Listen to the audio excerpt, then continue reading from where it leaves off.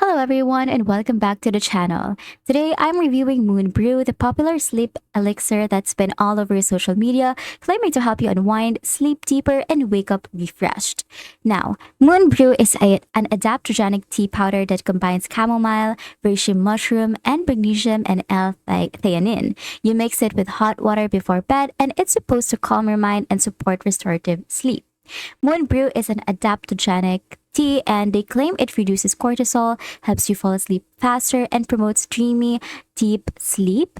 And then also, it promotes without grogginess.